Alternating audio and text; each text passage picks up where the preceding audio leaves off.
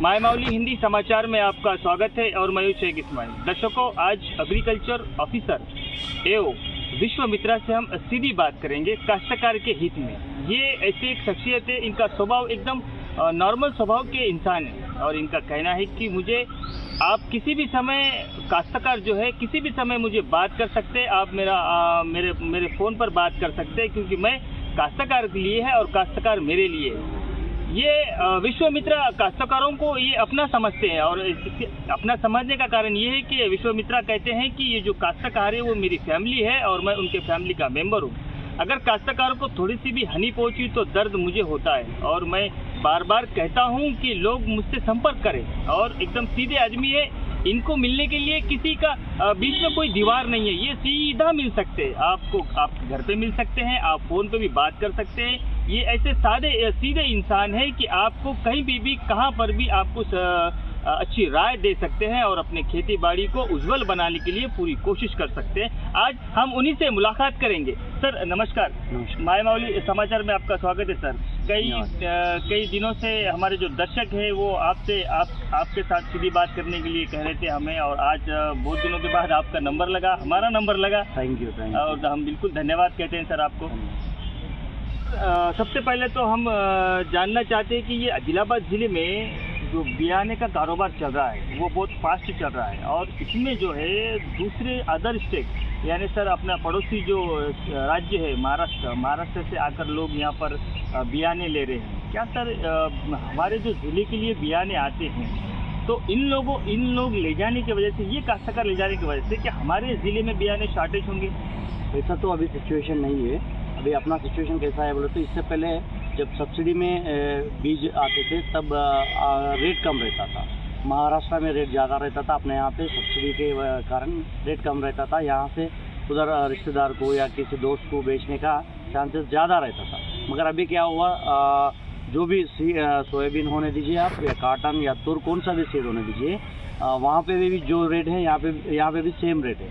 तो एक्चुअल में तो डोमेस्टिक क्वारंटाइन रहता है सीड के इसमें, तो एक स्टेट से दूसरे स्टेट को बेचना वो अलाउड नहीं है। मगर काश्तकार है वहाँ से यहाँ के खरीद रहे, यहाँ से वहाँ जाके खरीद रहे और सब्सिडी भी नहीं है। और ऐसा है कि पूरा प्राइवेट का सीड चल रहा है काश्तकार को, तो शॉर्टेज भी नहीं है। जितना चाहिए अपने स्टेट को, जितना सीड चाहिए अपना आदिलाबाद को जितना चाहिए उतना स्टॉक ऑलरेडी अवेलेबल है, इसलिए ज़्यादा परेशानी होने की ज़रूरत नहीं है। सर हमारे नज़र में ये भी आया, हमें ऐसा सूत्रों के हिसाब से मालूम पड़ा कि अभी जो अच्छे लेवल के जो है यानी जिसे काश्तकार हर साल यूज़ करते वो सीड्स नहीं मिलने की वजह से और कुछ स्टॉक थोड़ा सा कम रहने की वजह से जो व्यापारी लोग हैं उससे 100 से 200 रुपये महंगा बेच रहे। सर उनके व्यापारी बारे में क्या कहना चाहेंगे? इसमें क्या रहता है बोले तो सोयाबीन में अगर अपन लिए तो अगर काटन में देखें तो पूरा ट्रूथफुल लेबल बोलते हैं, वो सर्टिफाइड सीड नहीं रहता है। तो एमआरपी रहता है, जहाँ महाराष्ट्र में भी वही रेट रहता है, अपना यहाँ पे भी सेम रेट रहता है। मगर सोयाबीन के हिसाब में सोयाबीन में आ गए तो अपन देखें तो इसमें दो तरीके का रहता है, एक ट्रूथफुल लेबल रहता है और दूसरा सर्टिफाइड रहता है। जो सर्टिफाइड मतलब नॉर्मल में अपने यहाँ पे लोग काश्तकार बोलते हैं कि डबल लेबल, एक सिंगल लेबल उसे ट्रूथफुल बोलते हैं और जो डबल लेबल उसको सर्टिफाइड बोलते हैं। तो उसमें प्राइस वेरिएशन 100-200 रुपये का अलग रहता है। वो काश्तकार देख लेना है कि वो ट्रूथफुल है या सर्टिफाइड में 100-200 रुपये का फ़र्क तो रहता है। जैसा ब्लैक में भी बेच रहे हैं ऐसा मालूम करा? नहीं, यहाँ पे भी अगर फार्मर को, काश्तकार को ऐसा कुछ इन्फॉर्मेशन है, मतलब जिसको लाइसेंस नहीं है फिर भी वो बीज बेच रहा है या पेस्टिसाइड बेच रहा है या खाद बेच रहा है, तो इमीडिएटली हमारे एईओस को या मुझे फ़ोन करे तो हम आके एक्शन ले लेते हैं और उसके ऊपर पीडी एक्ट लगा देते हैं, केस करके। दर्शकों, एग्रीकल्चर डिपार्टमेंट के एओ सर है, इनकी बात आप बिल्कुल ध्यान से सुने। वो ऐसा कुछ इन्फॉर्मेशन है, मतलब जिसको लाइसेंस नहीं है फिर भी वो बीज बेच रहा है या पेस्टिसाइड बेच रहा है या खाद बेच रहा है, तो इमीडिएटली हमारे एईओस को या मुझे फ़ोन करे तो हम आके एक्शन ले लेते हैं और उसके ऊपर पीडी एक्ट लगा देते हैं, केस करके। दर्शकों, एग्रीकल्चर डिपार्टमेंट के एओ सर है, इनकी बात आप बिल्कुल ध्यान से सुने, ये आपके लिए है, बिल्कुल काश्तकार के हित में ही है। आप इनकी बात ज़रा बिल्कुल ध्यान से सुने। सर अभी जो नई वैरायटी आ रही है जिसे आप अर्ली वैरायटी कहते हैं, जो एक साथ पीक निकलेंगी, उसके बारे में बहुत से लोगों पर चर्चा चल रही है, उसके बारे में क्या कहेंगे आप? सही है, अभी क्या है बोले तो HTPS सिस्टम बोलते हैं, हाई डेंसिटी प्लांटिंग सिस्टम।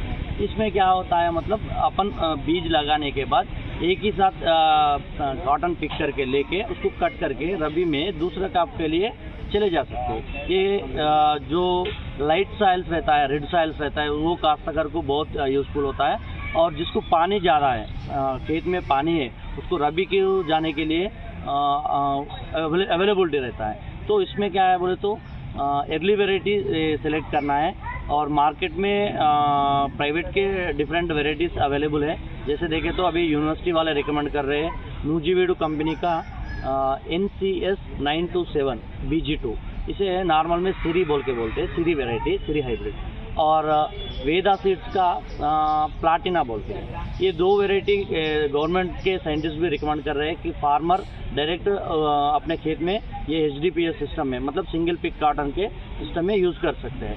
तो काश्तकार नॉर्मल में 1.5 पैकेट से 2 पैकेट 1 एकड़ में सीड सोइंग कर लेते हैं। मगर ये हाई डेंसिटी प्लांटिंग सिस्टम में 1 एकड़ में सोइंग करने के लिए 5 पैकेट की ज़रूरत रहता है। और डिस्टेंस जो है 80 बाई 20 सेंटीमीटर के डिस्टेंस में लगाना है। मतलब रो टू रो में 80 सेंटीमीटर और प्लांट टू प्लांट के स्पेसिंग जो है ना वो 20 सेंटीमीटर के डिस्टेंस में लगा के सोइंग कर लिए तो 5 पैकेट में कंप्लीट हो जाता है।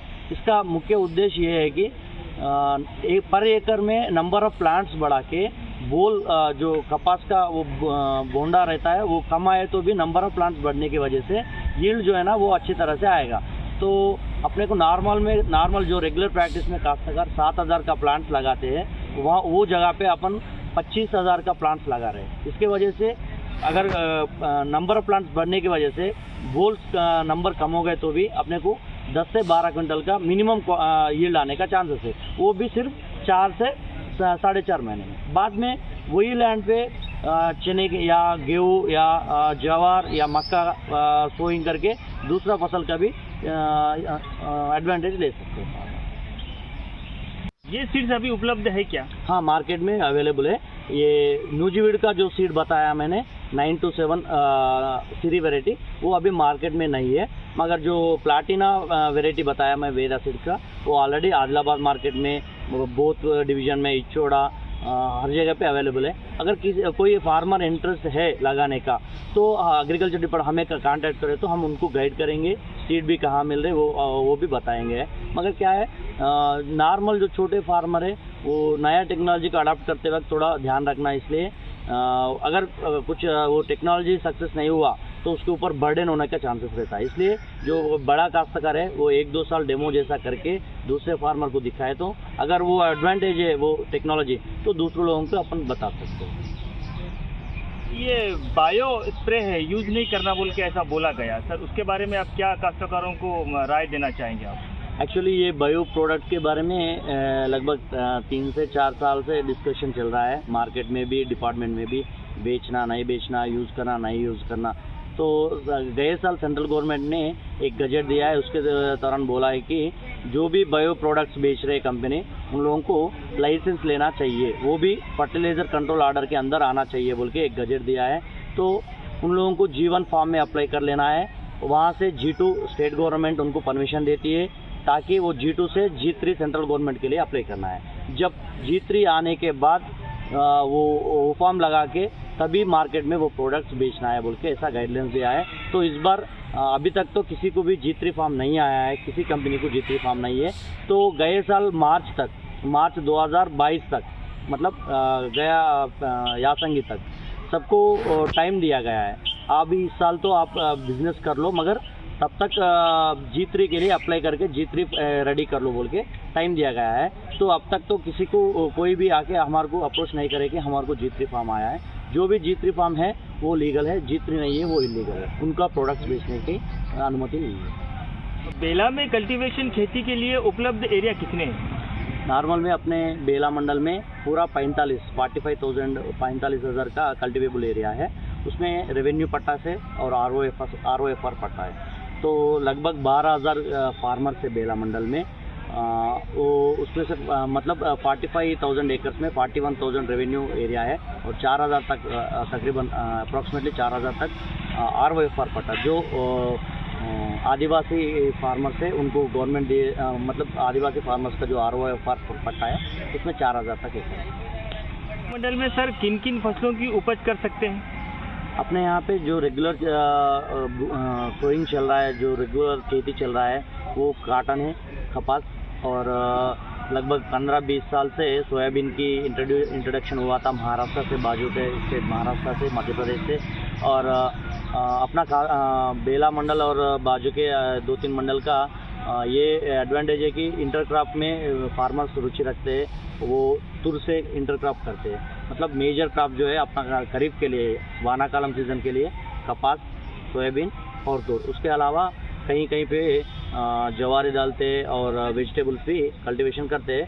तो इसके अलावा अभी state government, Telangana state government जहाँ पे भी फीजिबिलिटी है वहाँ पे ऑयल पम्प कल्टीवेशन के लिए भी प्लान कर रही है। तो इस साल अभी ये वानाकालम सीजन में प्लांटेशन भी होने का चांसेस है। शायद अपने मंडल में 300 से 400 एकड़ भी कल्टीवेशन का स्टार्ट होने का चांसेस जा रहा है। ये बीज कहाँ पर उपलब्ध है और सर लेना कहाँ से है? बेला मंडल में गवर्नमेंट का लाइसेंस दिए हुए सीड डीलर से, उसमें से प्राइवेट डीलर से या गवर्नमेंट से रन करे सो एग्रोस रैतु सेवा केंद्रम भी है। ये एग्रोस रैतु सेवा केंद्रम अपने को बेला मंडल हेडक्वार्टर में एक है, और सईदपुर में एक है, और सिरसाना में एक है। इसके ये 3 के अलावा प्राइवेट शॉप लगभग 32 प्राइवेट शॉप है। इसमें इन सबको हम लाइसेंस दिए हैं, डिस्ट्रिक्ट एग्रीकल्चर ऑफिसर से लाइसेंस दिया हुआ है। ये सब लाइसेंस डीलर है। यहाँ जो भी काश्तकार है, सीड है या पेस्टिसाइड या फर्टिलाइजर खाद जो भी है, ये लाइसेंस डीलर से खरीदना है, और खरीदते टाइम पक्का बिल लेना है। और ये बिल जो है ना पूरा क्रॉप कंप्लीट होने तक, मतलब हार्वेस्टिंग होने तक, कट करके बेचने तक अपने पास रखना है, ताकि कुछ प्रॉब्लम हो गया बीच में तो हमें कंप्लेंट कर सकते हैं। सर क्या बेला मंडल में फर्टिलाइजर उपलब्ध है? हाँ, अपने यहाँ पे जो यूरिया है, डीएपी है और कॉम्प्लेक्स है, ये सब अवेलेबल है। कोरामंडल का स्टोर है अपने पास, और जो अभी जो बताया एग्रोस ARS के गवर्नमेंट से जो रन हो रहे हैं उनके वहाँ पे भी फर्टिलाइज़र अवेलेबल है। इसके अलावा प्राइवेट डीलर्स के पास भी फर्टिलाइज़र अवेलेबल है, जो डायरेक्ट सॉइल में अप्लाई करने का फर्टिलाइज़र है, और स्प्रे करने के लिए जो यूज़ करते हैं वाटर सॉल्युबल फर्टिलाइज़र वो भी अवेलेबल है। उसके अलावा माइक्रोन्यूट्रिएंट्स भी प्राइवेट डीलर्स के पास अवेलेबल है। सर ये बीज कब पेरना है और बीज पेरने का सही समय क्या है? ये जो कॉटन होने दीजिए या सोयाबीन होने दीजिए, कौन सा भी क्रॉप होने दीजिए, फार्मर मिनिमम 60 mm का, 60 mm का बारिश होने के बाद, रेनफॉल होने के बाद ही सोइंग कर लिए तो पेरे तो ही जर्मिनेशन अच्छा आता है और क्रॉप स्टैंड विगर अच्छा रहता है। अभी फार्मर को 60 mm बोले तो टेक्निकली उनको मालूम नहीं रहता है 60 mm कैसा मेजर करना है बोल के उनके समझ में नहीं आता है। तो फार्मर के लैंग्वेज में बताए तो अपन 2 से 3 बड़ा बारिश होने के बाद, मतलब 3 बड़ा बारिश होने के बाद ज़मीन आधा फीट 6 इंच का ज़मीन पूरा गीला होने के बाद ही पेरे तो सोइंग करे तो ही जर्मिनेशन अच्छा रहता है और यील्ड भी अच्छा है।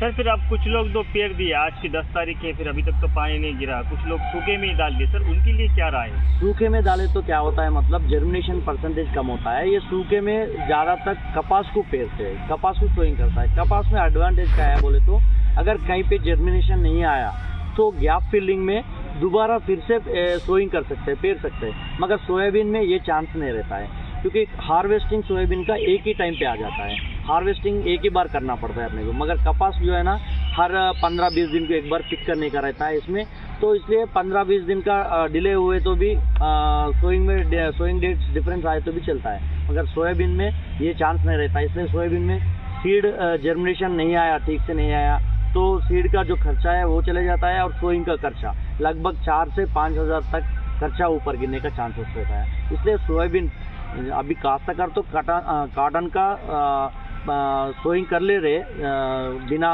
सूखे में ही, मतलब बिना बारिश का, मगर सोयाबीन तो नहीं करना चाहिए। विश्वामित्रा जी, पेरने के बाद बीज की समस्या या फिर उसमें कीटनाशक, उसका निवारण या उसके लिए किसको संपर्क करना चाहिए?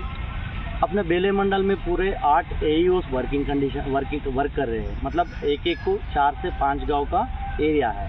वो लोग अपने रैतु वेदिका में डेली आके वहाँ पे अवेलेबल रहते हैं फार्मर को। अगर काश्तकार को पेरने के बाद कोई कीड़ा का प्रॉब्लम है या डिसीज़ का प्रॉब्लम है या फर्टिलाइज़र कैसे अप्लाई करना है, और नहीं तो फार्मिंग में क्या क्या टेक्निक्स, नए टेक्निक्स कैसे यूज़ करना है, कैसे अडॉप्ट करना है, यील्ड कैसे ज़्यादा लेना है, इसके लिए कुछ टेक्निकल एडवाइस चाहिए तो आप फार्मर लोग AEOs को कांटेक्ट कर सकते हैं। मैं मंडल लेवल में मैं अवेलेबल रहता हूँ, और साइंटिस्ट का भी इंटरेक्शन चाहिए तो हम बीच बीच में रैतु वेदिका में मीटिंग्स कराते हैं। साइंटिस्ट को यहीं पे बुला के उनको इंटरेक्शन कराता है फार्मर और साइंटिस्ट का चर्चा गोष्ठी लगाते हैं। और भी चाहिए तो साइंटिस्ट अपने को आदिलाबाद में ही रिसर्च स्टेशन है अवेलेबल रामनगर में, वहाँ से भी एडवाइस दे सकते हैं।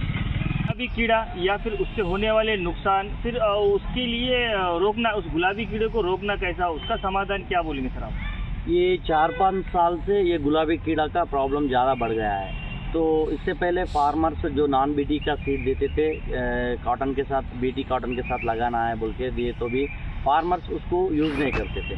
उसके वजह से क्या हो गया, कीड़े को रेसिस्टेंस पावर बढ़ के अभी रेगुलरली डैमेज कर रहा है। तो अभी प्राइवेट कंपनीज वाले गवर्नमेंट से परमिशन लेके वही कॉटन सीड में 5 से 6% नॉन बीटी मिला के अभी बेच रहा है। तो फार्मर्स का हमारा एडवाइस ये है कि खाली केमिकल स्प्रे के उस पर डिपेंड होके खर्चा बढ़ा के और लॉस में नहीं आने से अच्छा है गवर्नमेंट ऑफिसर जो AEO या AOs जो इंटीग्रेटेड पेस्ट मैनेजमेंट तरीके बताते हैं वो अडाप्ट करके कम से कम खर्चा करके ज़्यादा यील्ड पा सकते हैं।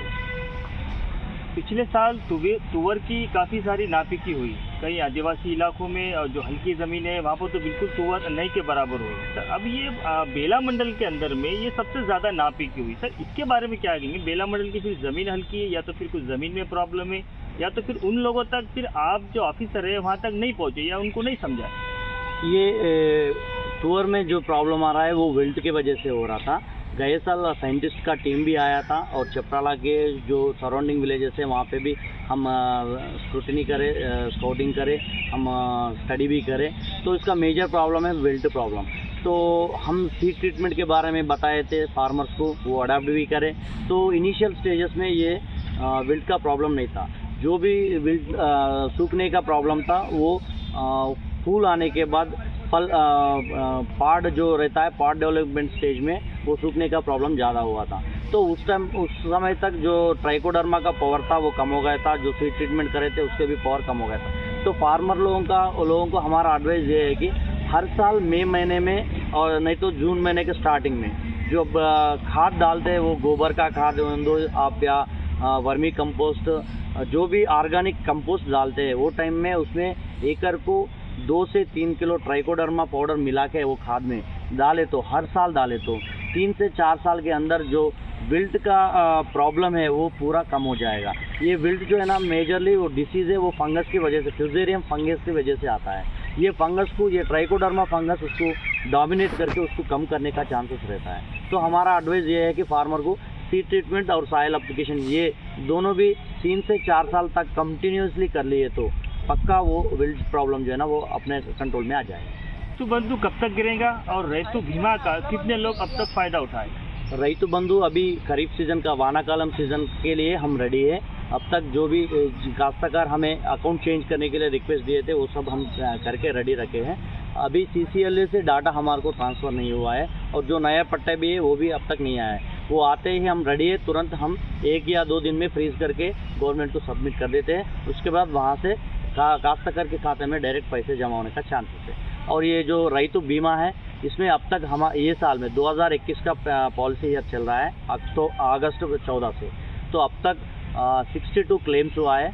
एक के नामिनी के खाते में 5 लाख के अमाउंट उनके नामिनी के खाते में जमा करा हुआ है। ये PM EKYC करना ज़रूरी है क्या? बड़ी हलचल लग रही है मार्केट में, सब लोग करा रहे हैं, फिर कराना चाहिए क्या? फिर ये है क्या सर? ये केंद्र सरकार का PM किसान सम्मान निधि योजना स्कीम जो है ना इसके लिए ये EKYC कराना चाहिए बोल के हम फार्मर्स को बता रहे हैं, रिक्वेस्ट कर रहे हैं। इसमें क्या है बोले तो सेंट्रल गवर्नमेंट जो भी ये PM किसान सम्मान निधि का पैसे दे रही है साल में 6,000 3 किस्तों में दे रही है।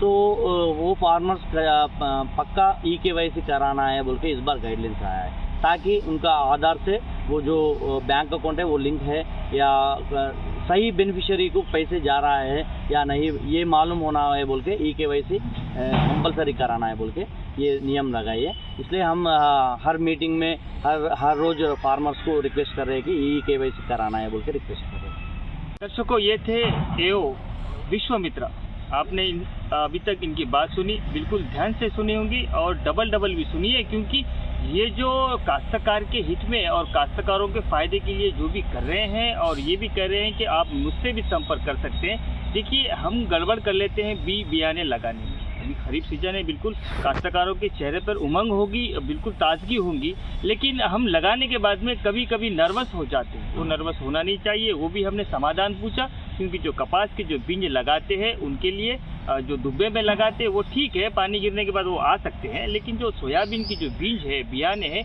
वो ना लगाए, ऐसा हमने विश्वामित्रा से भी सुना।